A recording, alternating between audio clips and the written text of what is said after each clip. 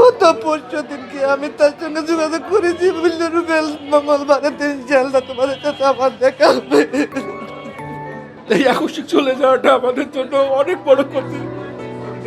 হোটেলে থাকার পরে এসি পাস্ট করে ভালো ইন্তেকাল করেছে। ওরে আমি ওর চলে গেল, আমি কে থাকবো রে? ওরে আমি তো আর জন্যে ছিলাম, এত কষ্ট করে রে। তাই বলে ওর বাবা গাড়ির কাছে পাঠাই দিছি, ওর হার্ট অ্যাটাক বলে আমি ওর জানাইনি।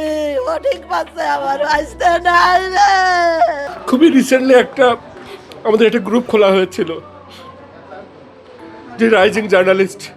এটা দেবাশিসদার দীর্ঘদিনের স্বপ্ন ছিল যে কুষ্টিয়ার সাংবাদিকতাকে আধুনিকরণ করতে এবং সাংবাদিকতা বস্তুনিষ্ঠ সংবাদ তৈরি করতে তরুণ যেসব সংবাদকর্মী আছে তাদেরকে প্রশিক্ষণ বা তাদেরকে কিভাবে ভালো ভালো নিউজ তৈরি করা যায় সেই ব্যাপারে সেটা উদ্যোগ নিয়ে একটা গ্রুপ তৈরি করেছিল।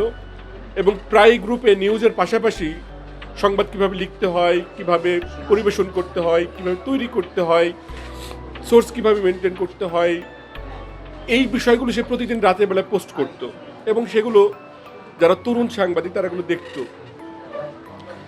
দেবাশিস দত্ত বন্ধু সহকর্মী সব কিছু ছিল আমার, তবে তার এই আকস্মিক চলে যাওয়াটা আমাদের জন্য অনেক বড় ক্ষতি।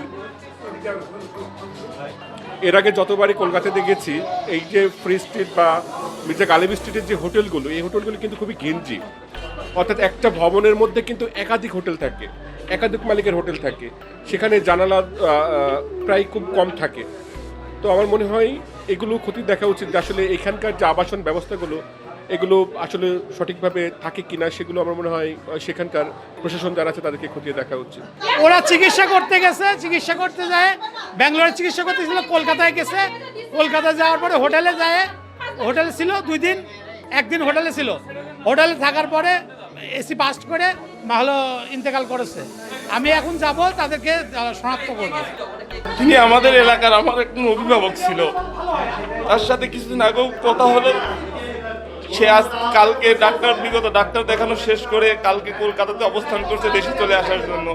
কিন্তু হঠাৎ করে কি হলো আসলে মানে নেওয়ার মতো না। তিনি একজন খুব ভালো মানুষ এবং খুবই অন্যরকম মানুষ ছিল, আর আসলে খুবই একটা অন্যরকম। তিনি আমাদের এলাকার একজন আসলে খুবই ভালো মানুষ হচ্ছে, আমাদের অভিভাবক ছিল, আমাদের মতো ইয়াং ছেলে। তিনি একটা অভিভাবক। গত 3 তারিখে দেবাশিস বাংলাদেশ থেকে কলকাতার উদ্দেশ্যে যায় ব্যাঙ্গালোরে চিকিৎসার জন্য, তার ওয়াইফ এবং ছেলের চিকিৎসার জন্য।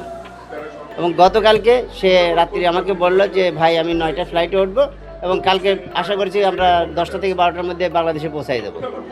এর ভিতরে সকালবেলায় কিছুক্ষণ আগে শুনি যে সে হোটেলে ব্লাস্ট হয়ে তার সব ফ্যামিলি সবাই মারা গেছে। সাথে তার শ্বশুর ছিল, ওয়াইফ ছিল, দেবাশিস ছেলে ছিল, স্বর্ণ ছিল আর দেবাশিস। এর জন্য হোটেল কর্তৃপক্ষ দায়ী, কারণ হচ্ছে যে ভালো এসি ব্যবহার করলে, ভালো ব্র্যান্ডের এসি ব্যবহার করলে তার এটা হবে না। গত 3 তারিখে সে ইন্ডিয়াতে চিকিৎসার জন্য যাই, আমাকে যাওয়ার আগে বলে গেল রুবেল তোমার নাম্বার ওখানে দেবো আছে অফিসে, তোমার যে কোনো সমস্যা নিউজ হলে তুমি যোগাযোগ করবে এই নাম্বারে। গত পরশু দিনকে আমি তার সঙ্গে যোগাযোগ করেছি, বললো রুবেল মঙ্গলবারের দিন ইনশাআল্লাহ তোমাদের সাথে আমার দেখা হবে।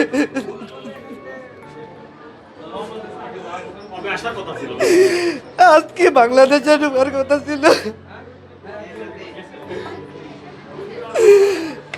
আমি গত পরশু দিনকেও আমাকে বললো রুবেল বাসায় এইটা কিনে দিয়েছ। আমি আমার নিজের পকেটের টাকা দিয়ে কিনে, আমি সব কিছু দিয়ে কিনে, মাংস দিয়ে গেছি, বাচ্চার খাবার কিনে দিয়ে গেছি, আর 1000 টাকা দিয়ে গেছি আমি। আজকে তার বাংলাদেশে আসে